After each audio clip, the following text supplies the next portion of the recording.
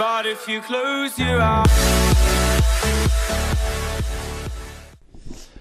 Bienvenue dans l'épisode numéro 2 du Green Podcast.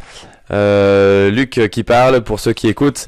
Je suis avec Basile, kiné et pratiquant de CrossFit à Strasbourg. Donc du coup je vais laisser Basile se présenter et puis on va parler un petit peu du CrossFit et notamment des petites blessures qui pourraient venir dans la pratique du CrossFit, ou en tout cas ce que lui peut voir à travers son métier. Donc je passe le micro à Basile. Merci beaucoup. Donc moi c'est Basile Wiederkehr, je suis kiné depuis maintenant une petite année, après 5 ans d'école en France. Voilà, je pratique le CrossFit à CrossFit Strasbourg depuis 3 ans et demi. Voilà, je pratique à la fois en cabinet libéral au nord de Strasbourg et puis j'offre aussi des consultes à la boxe 2 fois par semaine. Voilà. Donc ça me permet d'avoir un panel un peu large de patients, à la fois crossfitters et d'autres sports ou même complètement sédentaires. Ok, du coup c'est bien de t'avoir aujourd'hui parce que voilà, t'es dans le domaine du médical et en plus t'es pratiquant de CrossFit, donc la discussion va être intéressante et puis je pense que ça va intéresser pas mal de personnes qui pourraient rencontrer des petits problèmes, soit avec une pratique régulière et intense pour les compétiteurs, ou voire même les personnes entre guillemets pratiquant loisir qui peut-être pourraient avoir des petites douleurs par-ci par-là. Du coup moi la première question qui me vient c'est vu que tu interviens au sein de CrossFit Strasbourg, quel type de douleur ou blessure ou autre chose comme ça tu vois le plus fréquemment? Voilà, on pratique le sport, forcément il y a des contraintes et je pense qu'il y a peut-être des choses qui reviennent un peu plus souvent. Je pense qu'on peut classifier les blessures en 3 principales zones qui vont être touchées principalement au CrossFit. Dans l'ordre ou même de manière un peu aléatoire, il y a principalement la région lombaire, les épaules énormément, et puis les genoux. Au niveau des mécanismes, c'est assez large, mais je dirais c'est principalement des problèmes de surcharge. Donc par surcharge, en fait, on entend le fait que le volume de travail qu'on va réaliser sur une semaine, sur un mois, sur une durée donnée, va être supérieur à ce que le corps peut encaisser. On a tous un seuil auquel on est habitué. Le principe de l'entraînement, c'est de dépasser légèrement ce seuil chaque fois pour permettre à ce seuil d'augmenter progressivement. Dans une pathologie de surcharge, ce sera souvent on augmente de manière trop intense, trop volumineuse, que ce soit en charge, en durée d'entraînement, en intensité, ça peut être assez large. Et c'est là que surviennent les blessures, ou en tout cas que le risque est augmenté. C'est pas, on peut pas dire avec précision on aura une blessure à ce moment-là, mais c'est toujours une histoire de facteur de risque en fait. Okay. Voilà, c'est principalement ça. Ça se différencie des sports co par exemple, où on a des traumatismes peut-être un peu plus violents qui sont dus à la fois au fait qu'il y a des contacts, il y a un environnement, des joueurs extérieurs qui bougent, ce qu'on n'a pas en CrossFit, vu qu'on est seul et que voilà. Ok, ça marche. Donc partie lombaire pour résumer, les épaules et les genoux. Tu parles de surcharge. Du coup, c'est pas évident, je pense, et pour les coachs et pour les adhérents. Un adhérent s'inscrit, il nous dit qu'il a fait tel et tel passé, enfin qu'il a tel ou tel passé sportif. Mais comment lui ou comment les coachs, comment lui peut savoir par exemple que ce qu'il va faire c'est trop volumineux, qu'il y a des signes. Comment est-ce que voilà, il doit venir 2 fois, 3 fois, c'est pas forcément évident et je pense que on n'est pas tous pareils, du coup les gens sont peut-être un petit peu perdus. Qu'est-ce que toi tu conseillerais, on va dire, pour différents cas, on va dire la personne qui a pas fait de sport depuis quelques années, la personne qui fait du par exemple un sport co, et puis la personne déjà bien entraînée? Le principe de base, on va dire, ça va être la progressivité, c'est-à-dire commencer par des peu de séances, que ce soit 1 ou 2 par semaine, et puis augmenter progressivement. Si on doit différencier, c'est à la fois assez simple et assez compliqué. Quelqu'un de sédentaire, on aura tendance à travailler beaucoup plus en termes de volume d'entraînement, de faible volume d'entraînement et de grosse intensité au début, pour ensuite diminuer peut-être l'intensité et passer à un volume un peu plus large. Et à la fin, vraiment, quand ça devient un pratiquant habitué, on pourra augmenter à la fois volume et intensité. Ce qui se passe souvent dans l'autre cas, c'est-à-dire des gens qui ont pratiqué d'autres sports, c'est qu'ils ont en soi un corps qui est assez préparé à l'effort physique, mais qui est préparé au sport qu'ils pratiquaient par le passé. C'est-à-dire que si on prend un mec qui fait par exemple du marathon, il est très entraîné dans sa discipline de marathon. Et dans le CrossFit, c'est très différent, rien qu'en termes de durée, de volume, mais également de muscles sollicités, etc. Donc c'est un peu le même principe. Les sportifs qui ont un gros passé sportif, ils ont tendance à faire beaucoup de volume au début et de s'entraîner énormément, ce qui est pas forcément conseillé. Parce que en fait leur corps est habitué à leur volume d'entraînement dans leur sport et pas au volume propre au CrossFit. Voilà. Merci, petit téléphone. Ok, ça marche. Est-ce que peut-être on va essayer de creuser un peu plus. Je sais pas, est-ce que tu as par exemple des douleurs au niveau peut-être des épaules qui reviennent un petit peu plus souvent? Est-ce que tu penses que c'est lié par exemple à la pratique peut-être de mouvements avec keeping, des choses comme ça, peut-être trop précoces ou trop volumineux? Et si oui, qu'est-ce que tu leur conseillerais? Renfort, étirement, je sais pas, qu'est-ce que tu leur donnes comme petite indication pour empêcher que ça revienne? Si on prend l'exemple de l'épaule, les pathologies sont assez larges et les causes aussi, mais je dirais que il peut soit y avoir un problème de type de mobilité. Donc faut savoir que, pour faire simple, mais l'articulation de l'épaule, c'est pas une seule articulation, c'est 5 articulations qui travaillent tous ensemble, énormément de muscles qui viennent stabiliser cette articulation. Il suffit qu'une articulation soit un peu moins mobile qu'une autre pour qu'il y ait des compensations qui se créent, etc.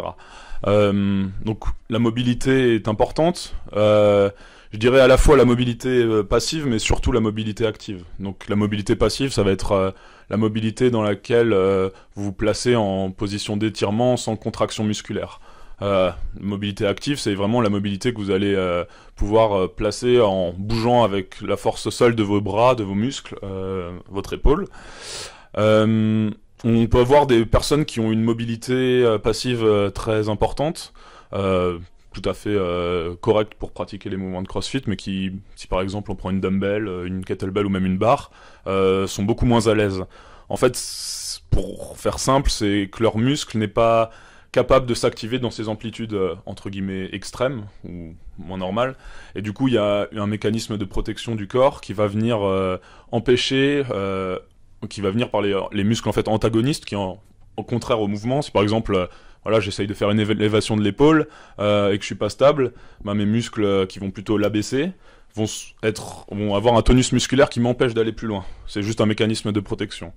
Donc en fait, pour améliorer ça, je dirais qu'il y a à la fois travailler sa mobilité, travailler sa force et son endurance musculaire dans des mouvements de renfort en fait, et toujours privilégier plutôt que la charge, l'amplitude complète. C'est ce qu'on prône en CrossFit d'ailleurs, mais je pense que ça fait pas de mal de le rappeler qu'il vaut mieux travailler à une charge plus légère, mais dans une amplitude vraiment complète de mouvement. Et en fait, ça peut devenir vite très un gros challenge quoi. Si par exemple on prend le nageur, donc allongé sur le ventre, les mains dans le dos, venir les placer au-dessus de la tête en ayant toujours le bras, les coudes et les mains au-dessus du corps.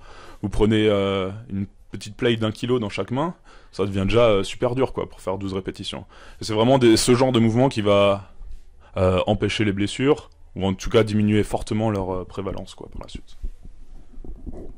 Ok, cool, je pense que ça donne un bon exemple à des personnes qui auraient soit des petites douleurs ou soit qui par exemple débuteraient le CrossFit. Et puis voilà, je sais qu'on a des adhérents régulièrement qui me disent voilà, je sens un petit peu mon épaule, qui font 3-4 séances par semaine alors qu'ils sont assez nouveaux dans cette pratique, et voilà, je leur dis n'hésitez pas à réduire un petit peu la fréquence et puis à faire quelques exercices supplémentaires parce que on n'est pas tous faits de la même façon, on n'est pas tous musclés pareil à certaines zones. Du coup, je pense que il faut faire attention à écouter son corps et pas hésiter à ralentir un petit peu et puis à s'orienter un peu plus sur la santé pour pouvoir continuer plus longtemps quoi. Du coup, je pense qu'on a pas mal traité le sujet. Isa me parlait tout à l'heure que peut-être qu'on pouvait parler des travaux de McKenzie. Alors, je sais pas si c'était forcément bien préparé, mais est-ce que tu pourrais peut-être nous en dire un petit peu plus et puis voir après s'il y a des questions qui sont dessus. Alors, en fait, avec Isa, on parlait juste avant elle me parlait de la technique McKenzie, qui est une spécialisation en kiné qui est super intéressante. Je prenais l'exemple qui est assez flagrant et que je donne beaucoup à mes patients. C'est si vous prenez une population saine de 50 personnes, mettons, vous les classez par catégorie d'âge de 10 ans, et vous leur faites tous passer une IRM. Donc par population saine, on entend juste des gens qui n'ont pas de douleur, pas de problème de santé particulier, etc. Vous leur faites passer une IRM chacun, du dos, dans sa globalité. En fait, on voit que par tranche de 10 ans, vous allez trouver forcément un pourcentage d'hernie discale. Alors l'hernie discale, c'est un peu le gros mot du 21e siècle. On trouve énormément de personnes qui ont ça, qui souffrent de douleurs. Donc, en fait, qu'est-ce que ça nous montre ? C'est que la douleur, c'est un signal du système nerveux, mais qu'elle est pas forcément, qu'elle provient pas forcément d'une lésion, ou qu'elle peut continuer malgré que la lésion soit réparée. Okay. Donc c'est un concept qui est assez intéressant parce que ça nous fait vraiment reprendre un peu la médecine un peu à l'envers, quoi, de se dire que voilà, si on prend quelqu'un qui a mal au dos, qu'est-ce que font la plupart des médecins actuellement ? Bah, on lui fait passer une IRM et on va je sais pas, donc le pourcentage augmente en fait par tranche de 10 ans, c'est-à-dire qu'entre de 50 à 60 ans, il y aura un pourcentage plus élevé que de 20 à 30 ans. Donc vous prenez une personne qui a mal au dos, vous lui faites passer une IRM, il y a un pourcentage de chance qui est inhérent à toute la population de trouver une hernie discale. Et on va dire à ce moment-là, bah vous avez mal au dos parce que vous avez l'hernie discale. Donc on reste vraiment dans un modèle qui est très biomédical, quoi. C'est très très pur. Et du coup, bah on va lui proposer plusieurs choses. Ça peut être de la kiné, mais ça peut aussi être des opérations diverses et variées. Il y a plein de techniques qui existent. Peu importe. En fait, il va se faire opérer et je vois beaucoup de patients qui se font opérer et qui après ont encore ces douleurs en fait. Donc ça fait vraiment songer à réfléchir en fait à est-ce que c'est vraiment l'hernie discale qui cause la douleur. Donc voilà ce qu'on disait avec Isa sur ce mécanisme de la douleur. Donc maintenant en fait ce qui se passe c'est qu'on développe un modèle qui est dit biopsychosocial, c'est-à-dire que ça prend à la fois l'aspect biomédical pur qui est important, faut pas le négliger, mais aussi l'aspect psychique. Donc c'est pas des incantations vaudou, c'est juste se dire que votre cerveau influe sur votre douleur et votre douleur influe sur votre cerveau. Et le caractère social, bah ça peut être, c'est tout ce qui entoure ça, votre sphère amicale, de travail, etc., qui influe sur cette douleur. Et on peut voir chez certaines personnes qu'il y a un peu un cercle vicieux qui se crée, où la douleur devient centrale, et tout tourne autour de la douleur, que ce soit le travail ne plaît pas, donc forcément il y a des arrêts de travail, etc. Et c'est un cercle vraiment vicieux qui se met en place. Et donc, en fait, ce qu'on essaye de faire maintenant quand on est kiné, c'est de traiter un peu le patient dans sa globalité, et pour rendre pas seulement l'aspect biomécanique, mais réfléchir aussi à voilà, qu'est-ce qui ne va pas, qu'est-ce qui va, et puis voir vraiment dans la globalité, essayer de trouver des solutions. Et ça passe beaucoup avec de la communication, et voilà. Okay. C'est assez intéressant. Ouais, c'est intéressant parce que du coup, on pense vraiment au côté. Ok, vous avez ça, donc c'est pour ça que vous avez mal, mais en fait, peut-être pas. Peut-être pas, ou pas entièrement. Ouais, pas entièrement. Et la preuve, s'ils se font opérer et qu'ils ont encore mal, ça peut venir. Ouais, j'avais déjà entendu des choses comme ça où les personnes vont très bien, font un examen médical, on leur dit qu'ils ont telle ou telle chose, et là, à ce moment-là, ils ont mal. Alors qu'avant, ils l'avaient déjà et ils ressentaient rien. Donc ouais, je pense qu'il y a un gros lien avec le psychique. Bon, ça, c'est sûr, ça a creusé, mais ouais, je pense qu'il y a beaucoup à faire là-dessus. Il y a des personnes qui ont, entre guillemets, on en connaît un peu, tout le temps mal quelque part, mais parce que, ben voilà, ils sont, entre guillemets, un peu comme ça, parce que, je sais pas, peut-être que leur famille, par exemple, sont aussi un petit peu comme ça, ils sont très, entre guillemets, négatifs, et je pense que si déjà dans notre tête, on se dit, je vais mieux, ou je n'ai plus rien, enfin, ça peut un petit peu aider, et voilà. On peut, je pense, guérir une partie, en tout cas, des maux, parce qu'on y croit, quoi. Ok. Et ce qui se passe beaucoup je pensais justement à ton exemple des familles parce que c'est assez flagrant. J'ai l'occasion de traiter des patients. Je traite la mère, le père et puis la fille et le fils. Enfin, je vois un peu toute la famille.